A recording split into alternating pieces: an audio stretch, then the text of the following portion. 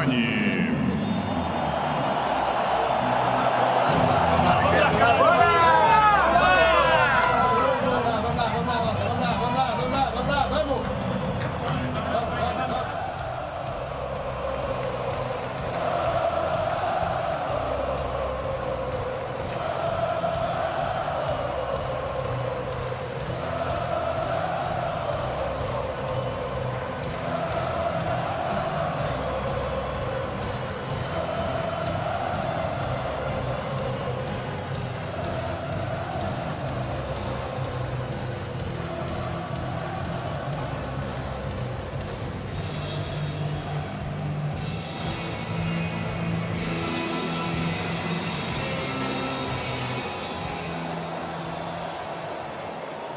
Ladies and gentlemen, please stand for the national anthem of Portugal. Звучит государственный гимн Португалии.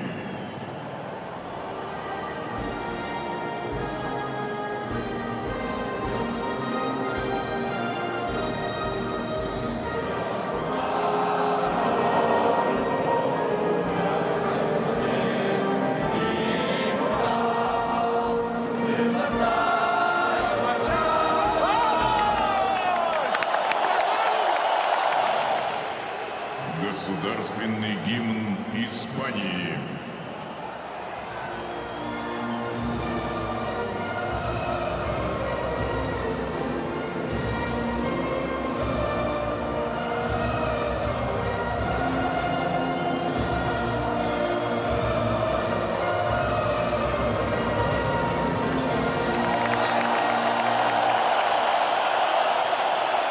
نحييكم مباشرة من فيكس ستاديوم بمدينة سوتشي أمام 49 ألف متفرج يحضرون هذه المباراة الأولى الكبيرة في هذا المونديال بين العملاقين البرتغال وإسبانيا. كل واحد محمل بهمومه، كل واحد محمل بطموحاته، كل فريق أيضا محمل بالجماهير الغفيرة الوفية الحاضرة هنا والغفيرة الوفية الموجودة في البرتغال وفي إسبانيا. هل سيستمر هذا الفأل يلاحق الإسبان خاصة مع الظروف الصعبة التي يعانونها؟ هذا هو المدرب فرناندو سانتوس يدرب منتخب البرتغال منذ 2014، بينما كما قلت فرناندو هيرو منذ 4 أيام فقط. الآخر واحد منذ 4 سنوات والآخر منذ 4 أيام. واضح على وجهه القلق فرناندو هيرو، ولو أنه الضغط لم يكون عليه تماما لأنه اليوم كان بمثابة المنقذ بالنسبة لمنتخب إسبانيا في ظروف يعرفها الجميع. هل هذا الأمر سيخفف الضغط على هيرو؟ هل سيزيد من الضغط على اللاعبين الإسبان بكل خبرتهم وتجربتهم؟ الجواب طبعا سنعرفه في هذه المباراة وسنعرفه في المباريات القادمة. ضربة الانطلاق يعطيها حكم المباراة جيانلوكا روكي في هذه اللحظات من عمر اللقاء. يبدأ مشوار إسبانيا ومشوار البرتغال في هذا المونديال. هل سيفعلها ميسي هذا الموسم؟ هل سينتقم البرازيل؟ هل سيثور رونالدو؟ هل ستحدث المفاجأة؟ كرة خطيرة الموتينيو، الكرة عرضية بعيدة تماما، كرة صعبة لصالح منتخب البرتغال عن طريق رونالدو. رونالدو رونالدو رونالدو با ضربة جزاء فعلها الحكم روكي، فعلها كريستيانو رونالدو بالإسبان وضربة جزاء في الدقيقة الثانية من انطلاقة هذه المباراة.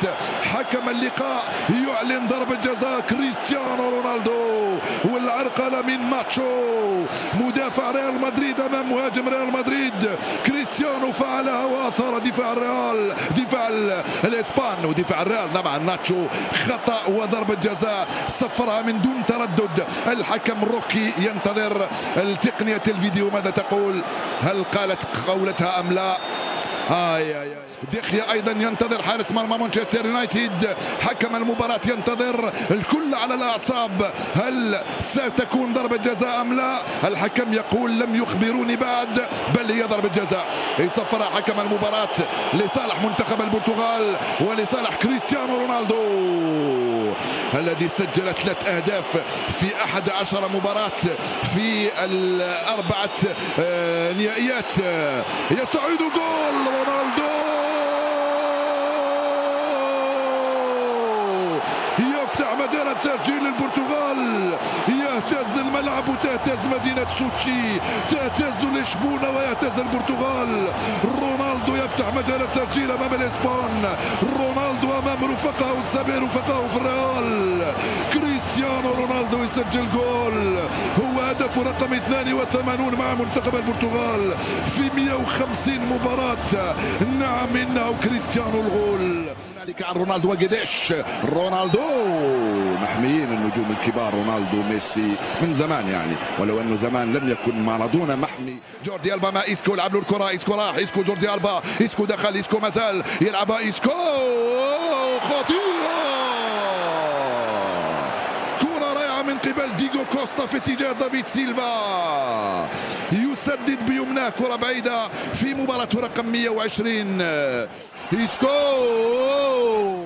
قداش مازال قداش راموس في التغطية يتفوق على كونسالو قداش. ليس هناك خطأ برتغالية، الكرة الحكم خلى الأفضلية لا، ويقول خطأ وبطاقة صفراء يا بوسكيتس. البطاقة الصفراء الأولى رونالدو، الحكم يقول كان فيه دفع على الجدار. جول اسباني من هنالك على يمين الحارس روي باتريسيو. يلا يا كوكي في تنفيذ الركني، بيكي لم يقدر عليها، ثم جيريرو بالراس يتفوق، يوصلها من هنالك في اتجاه رفيقه قداش، والانطلاقه السريعه لصالح منتخب البرتغال عن طريق موتشينيو.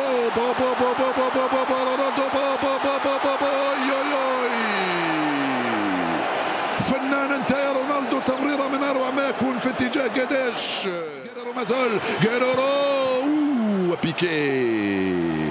يا له من ارتباك على دفاع منتخب اسبانيا في هذه اللحظات، ظروف صعبه. من هنالك ديغو كوستا، كوستا بابا كوستا، كوستا كوستا كوستا كوستا كوستا كوستا بابا كوستا، جول بابا جول كوستا كوستا كوستا كوستا. عملاق انت يا ديغو، نعم وحده، كره عاليه. هل هناك خطا سيدي الحكم؟ ماذا هنالك؟ جول لديغو كوستا.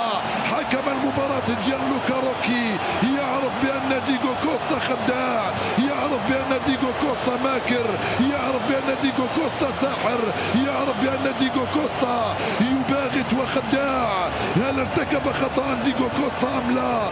يا روكيا، يا روكيا، احتسب حكم المباراة الجول أم لا؟ نعم يبدو أنه احتسبه في وقت يبقى بيبي. هذه خدايمك وهذه عمايلك يا كوستا، هذه خدايمك وهذه عمايلك يا كوستا. بيبي أنت تعرف ديغو كوستا جيدا، تعرف ماذا يمكن أن يفعل في الكرة العالية بهذا الشكل. تفوق واستلمها من إنيستا، إنيستا بابا وتزيد بابا جول، بابا جول. هل دخلت يا سيد الحكم؟ يا سلام، وضعية تسلل يحتسبها حكم المباراة، وإيسكو يقول الكرة دخلت. لو دخلت يا إيسكو الكاميرا المعادة تثبت ذلك. بابا يجب أن تدخل الكرة كلية. نعم لم تدخل هذه الكرة. دافيد تجدونه المسكورات كثيرة. إيسكو يلعبها لديغو كوستا، إنيستا، ديغو كوستا يوصلها لجوردي ألبا،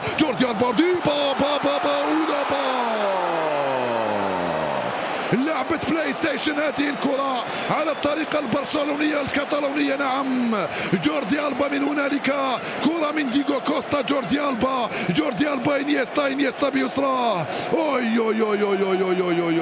كاد دخلها كوكي، مرت ببضعة سنتيمترات. خطيرة الكرة هذه من هنالك من بوسكيتس، كان يبحث عن رأس سيرخيو راموس وجيرارد. يخرج له كوكي، استلم الكرة، كوكي مازال يلعب على الجهة اليمنى، وصلت لدافيد سيلفا، يلعبها كرة لإيسكو، بابا تسديدة قوية العرضية المراقبة باليمنى والتسديد على الطائر باليسرى. مبدع يا إيسكو، مبدع ورائع. نعم دافيد سيلفا إيسكو قصار القامة هذو نقصد اللاعبين تاع كرة القدم. السادسة للبرتغال من هنالك لصالح إيسكو. لم تبقى سوى دقيقتين وبضعة ثواني على نهاية الشوط الأول من المباراة. الإسبان عادوا وباتريسيو يلتقط هذه سواريز. رونالدو حذر يا بيبي، حذر يا بيبي، حذر يفعلها بيك ديغو كوستا، حذر يا بيبي. الكرة البعيدة من بيبي خطيرة وبابا خطيرة. رونالدو بابا جول جول جول جول جول.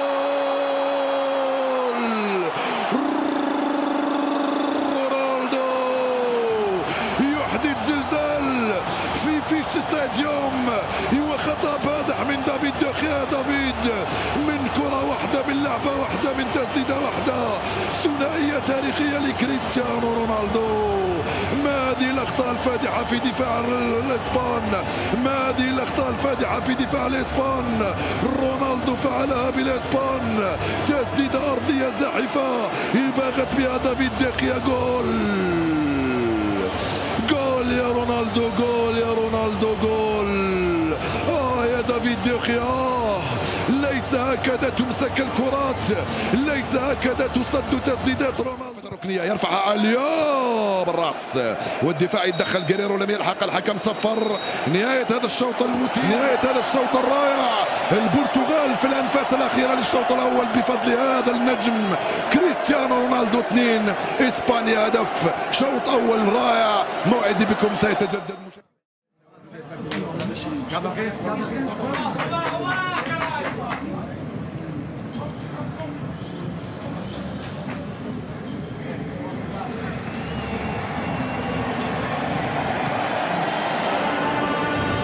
مجددا نرحب بكم مشاهدينا الفاضل اينما كنتم. اهلا وسهلا الى فيتشي ستاديوم بمدينه سوتشي امام 48,000 مناصر من عشاق البرتغال واسبانيا. هدفان مقابل هدف واحد. كنا تركنا الشوط الاول لصالح رونالدو امام الاسبان ولصالح البرتغاليين امام الاسبان. ثنائيه من كريستيانو رونالدو في سيناريو غريب وعجيب لا يحدث الا في نهائيات كاس العالم. لا يفعله سوى البرتغاليون وكذلك الاسبان الذين امتعونا بشوط اول. بوسكيتس، دافيد سيلفا، انيستا وديغو كوستا. تأثر على أرضية الميدان. التسديدة ولكنها بعيدة عن طريق برونو فرنانديش. فقط في يلعب مع كوكي. كوكي جيريرو كوكي رجع عليه انيستا. انيستا دافيد سيلفا راح انيستا. في خطأ يصفر حكم المباراة على جواو موتينيو يدير اللقاء بامتياز. الكرة من دافيد سيلفا خطيرة. با جول. ديغو لست مارادونا ولكنك كوستا. لست مارادونا ولكنك كوستا يا ديغو. رونالدو ثنائية وديغو ثنائية. كريستيانو ثنائية وكوستا ثنائية. هدفان لمثلهما بين رونالدو وكوستا بين البرتغال وإسبانيا. منذ حين فقط قلت لكم ما زال ستشاهدون العجب في هذا اللقاء. من هنالك بوسكيتس ومن هنا ديغو كوستا يحبذ هكذا وضعيات وهكذا دخلات وهكذا خرجات ويتفوق على دفاع البرتغال ويسجل جول. مكان يا إيسكو. عندك قلب ولا وش عندك يا إيسكو؟ عندك قلب ولا وش عندك يا إيسكو؟ رجعت من عند دافيد سيلفا لإيسكو مرة ثانية. يمر إيسكو راح. إيسكو جوردي إيسكو ودافيد بابا دافيد وإيسكو دخل وما زال بابا جول. بابا جول. ناتشو. إسبانيا انتفض المطادور. انتفض الإسبان. أين هم البرتغاليون؟ أين أنت يا كريستيانو لتنقذ بلدك؟ إسبانيا تنتفض في سوتشي. إسبانيا تصنع العجب. هدف آخر ولا أروع. يا له من جول يا ناتشو. خلوني نقول جول.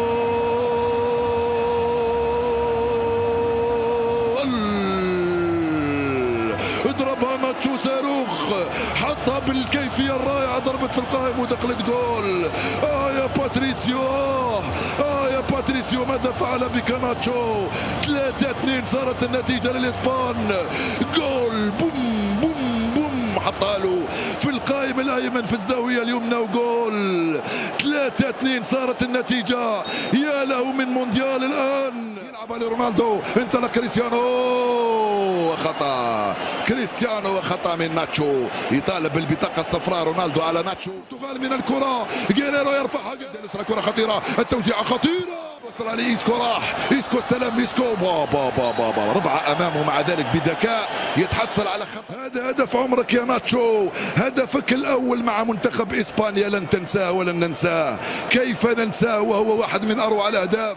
هذا يتكررها مجددا يا دافيد ديخيا. استلمها ناتشو، راح ناتشو مع جاريرو، سيلفا بابا سيلفا. تياغو الكونتارا ياخذ مكان كوكي، لا ياخذ مكان انيستا، عفوا هو اللي تعب.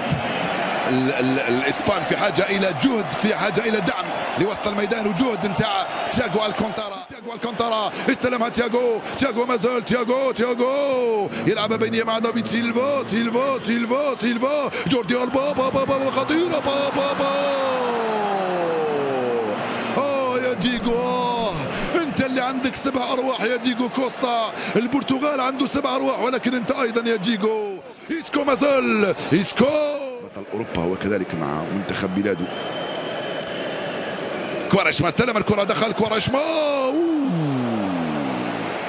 هل قال لك رونالدو سدد فقط لأن دافيد ديخيا مرعوب؟ شوف اللعب، كوارشما، اللاعب أندريس سيلفا لاعب الميلان، 23 سنة في عمره. كرة بعيدة رونالدو، بابا خطيرة، وما زال كوارشما ولمسة يد. أكيد غير خرج رونالدو وحده وجها لوجه. تذكرت ذكرت بسرعة بأن القميص الأبيض دقيقتين واكثر. اسباسو هيرو سيخرج بطل من هذه المباراة. ماذا فعلت يا رونالدو هنا؟ ياغو اسباس بينيه، رجعت له ياغو اسباس. يكون نجم هذه البطوله رونالدو، استلمها رونالدو، بابا يا بيكي ليس هنا وليس في هذه اللحظات، وليس امام رونالدو، وليس امام اصحاب السبع أرواح. سيحبس أنفاس جماهير إسبانيا الموجودة في المدرجات والموجودة في كل المدن الإسبانية، هي الموجودة في بيوتها، ويحبس أنفاسها رونالدو يستعد، البلدوزر العملاق قد يفعلها رونالدو، يسجل الثلاثية وهدف التعديل. رونالدو يستعد لتنفيذ هذه المخالفة. تركيز كبير، تركيز من الفوق للتحت، من القدم للأنف للرأس للأذن للصدر للبطن للظهر للرجل، الكل يركز، كل الجسد رونالدو يركز. بابا خطيرة، رونالدو في تنفيذ المخالفة. رونالدو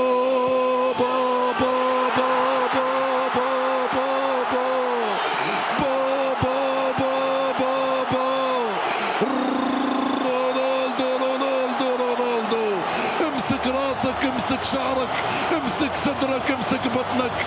انت امام رونالدو يا ولد، انت امام رونالدو يا ولد، انت امام البرتغال. 7 أرواح، قلت لكم 7 أرواح. البرتغال يعود، إسبانيا تسيطر، إسبانيا تستحوذ، إسبانيا تتفوق. رونالدو جول وكأنه حطها بيده رونالدو. هذه واحدة من أجمل المباريات في التاريخ، نعم من أجمل المباريات. حضر فيها رونالدو، حضر إيكيسكو، حضر ديغو كوستا. يا رونالدو لو جيت منك أنا اليوم نتوقف عن ممارسة اللعبة، أو بالأحرى تتوقف بعد ما تفوز بكأس العالم، لأنك تستحقها أنت وميسي في الدقيقة 90. جول في اتجاه بوتشينيو، يغير تماما. هل سقط وانهار الاسبان؟ هاي كرة خطيرة، جول. كادت تحدث الطمة الكبرى، كادت تحدث الكارثة بالاسبان، كاد يفعلها أندريس سيلفا. بيدك ولا تضحى في هذه الزاوية، بيدك ولا تضحى في هذه الزاوية. نفس آخر، البرتغال بنفس آخر. جيريرو يرجع لجواو ماريو. انت انت بني ادم ولا ويش يا رونالدو؟ انت بني ادم ام واش يا ابو رونالدو؟ ثلاثيه تاريخيه امام رفقائك، ثلاثيه تاريخيه امام اسبانيا، ثلاثيه تاريخيه مع البرتغال ميت اليوم او بالاحرى قتلوه الاسبان. هنالك اسكو الاسبان عادوا بعد ذلك وعاد رونالدو وعدل رونالدو. متعه متعه متعه متعه ما بعدها متعه. رونالدو 3، ديغو كوستا هدفان، اسبانيا 3 والبرتغال 3. الكلام لا يمكن ان يكون عن هذا الذي شاهدناه، لان الذي شاهدناه يغنينا عن كل وصف. الاكيد